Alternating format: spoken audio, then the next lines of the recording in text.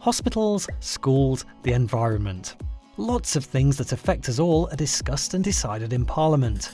But what is Parliament, and how did it all begin? Parliament has been around for hundreds of years and has changed many times. Way back in 1215, King John put his seal on Magna Carta and agreed to a list of 63 rules set out by a group of barons. These were important landowners who advised the king. This meant that for the first time no one, not even the king, could break the law of the land. 50 years later, Simon de Montfort, for the first time, invited representatives of the towns and shires to his 1265 Parliament. From this point onwards, the power to make decisions for the nation passed, over time, from the king or queen to Parliament.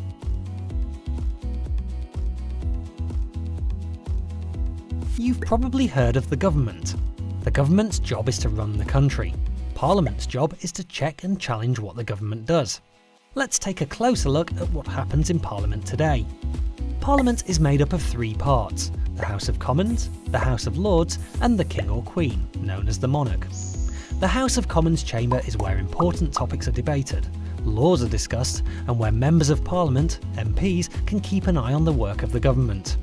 There are 650 MPs, and each one represents an area of the United Kingdom. These areas are called constituencies. Most MPs belong to a political party, which is a group of people with similar views on how the country should be run. And some MPs are independent, which means they aren't part of any party. MPs are voted for by the people in their constituency at general elections. The leader of the party that wins the election becomes the Prime Minister. The Prime Minister and their party run the country, and are called the government.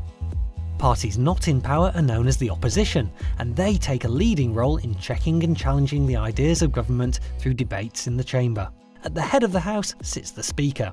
It's their job to make sure debates are kept in order. Sometimes they can get very lively. The second part of Parliament is the House of Lords, and it shares the job of making laws with the House of Commons. There are around 800 members, and most are life peers. Life peers are chosen for their knowledge and experience, so they can use their special skills to look carefully at new laws.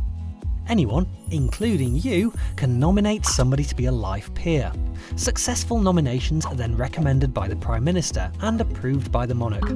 Once approved, you become a lord if you're a man, or a baroness if you're a woman, and you are then a member of the House of Lords, a peer for the rest of your life. In the House of Lords, there is also a small group of hereditary peers who have had their position passed on to them by their family, and some bishops. The third part of Parliament is the monarch. This role is mainly ceremonial these days.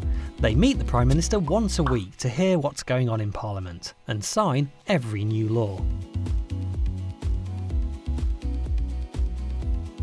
Both the House of Commons and the House of Lords share the job of making laws. But where do laws come from in the first place?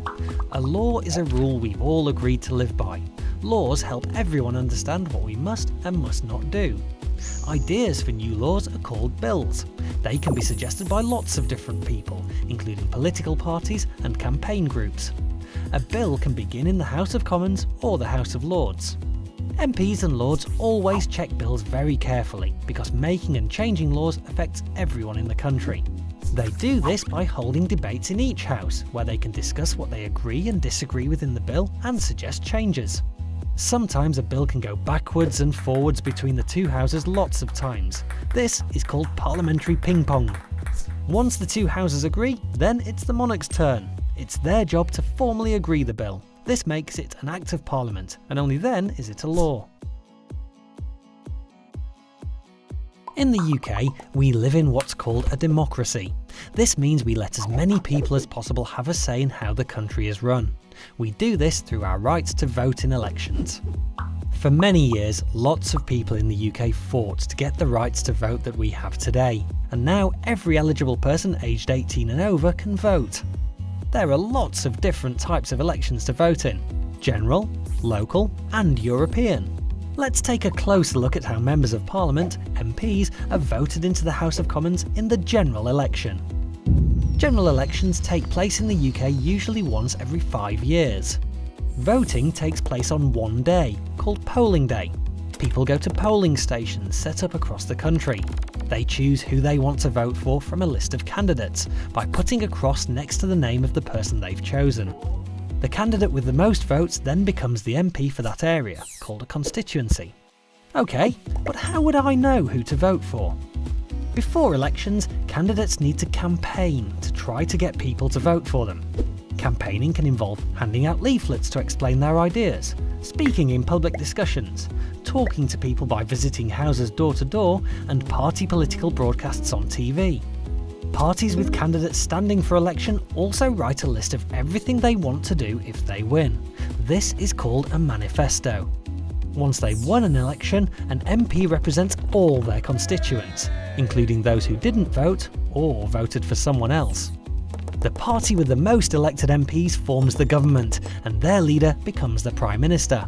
If no one party wins the election, then this is called a hung parliament. If this happens, two or more parties might agree to join together to form what is known as a coalition government. One way to have a say in how the country is run is to use your vote. You have to be 18 or over to vote in general elections, and you can register from the age of 16. But whatever your age, there are loads of other ways to get involved and have your voice heard. If there's something you feel strongly about in your local area, or even something that affects people across the UK, let Parliament know. You can contact your local Member of Parliament, MP, or any Lord by letter, phone or email to talk about something that's important to you. Sometimes there's power in numbers. To have your say, you could start a petition for a cause that interests you and get other people signing up to agree. Or if you're really passionate about something, you could join a campaign group. These groups use lots of different ways to have their say, from lobbying MPs, which means asking them to support their cause, to holding peaceful protests, all to help bring about change. And don't forget, you can get your voice heard in school too. Many schools have school councils to give students the chance to have a say on how their school is run, a bit like a parliament for school. So, Parliament sits at the heart of UK democracy, discussing the big topics of the day, making laws and keeping the government in check.